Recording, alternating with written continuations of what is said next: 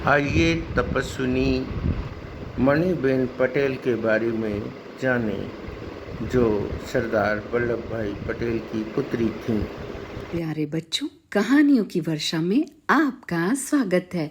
मैं हूँ वर्षा पारे और कहानियों की इस श्रृंखला में आज आपके लिए लेकर आई हूँ एक और कहानी। तो सुनो।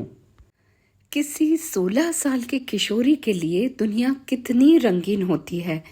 सपने, आशाएं, अरमान, सजावट, श्रृंगार, उभार, ये सब हृदय में उछलते हैं। ऐसी उम्र में मणिबेन रंगीन दुनिया को छोड़कर पिता के नक्शे कदम पर चलकर खादी धारण करती हैं।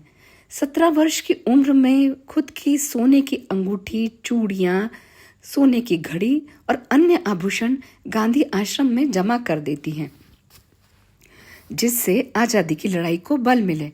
1921 के बाद सरदार वल्लभ भाई पटेल ने हमेशा पुत्री मणिबेन के हाथ से बुने हुए कपड़े ही पहने, जबकि दूसरे नेताओं के बच्चे विलासितापूर्ण जीवन जी रहे थे। इस उम्र में मणिबेन असहयोग आंदोलन में कंधे से कंधा मिलाकर देश सेवा कर रही थी।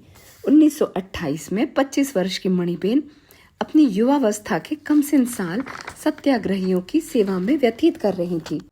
1930 से 1944 तक कई बार जेल की सजा काट कर आई थी मणिबेन।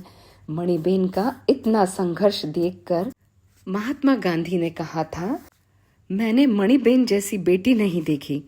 मणिबेन आजीवन अपरिणित रही और अपने पिता की अंत समय तक सेवा करती रही। डॉक्टर वर्गीस कुरियन खुद की पुस्तक टू हैड अ ड्रीम में लिखते हैं, एक वकील की हैसियत से सरदार के पास पर्याप्त आमदनी थी, फिर भी कोई जायदाद नहीं थी। उनके बैंक अकाउंट में पैसे नहीं थे। उनका मानना था कि एक राजनेता के पास व्यक्तिगत संपत्ति होना ही नहीं चाहिए। उन्होंने अपनी सारी कमाई आजादी की लड़ाई में ही समर्पित कर दी थी।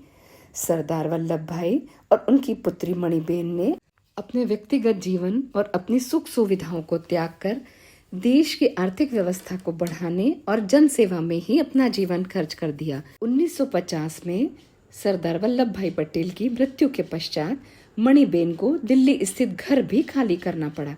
सरदार मणिबेन के लिए कुछ छोड़कर नहीं गए थे।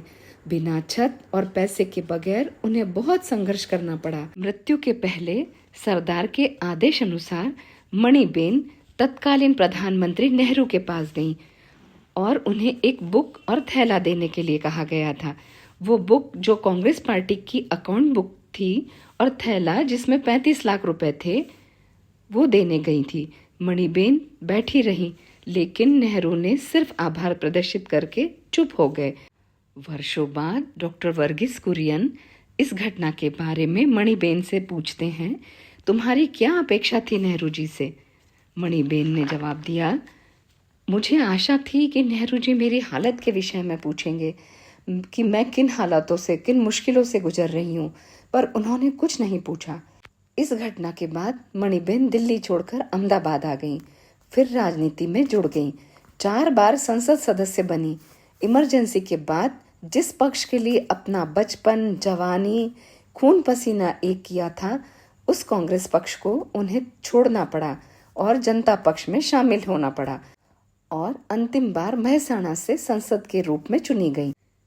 जीवन की संध्या के दिनों में मणिबेन की दृष्टि कमजोर हो गई थी।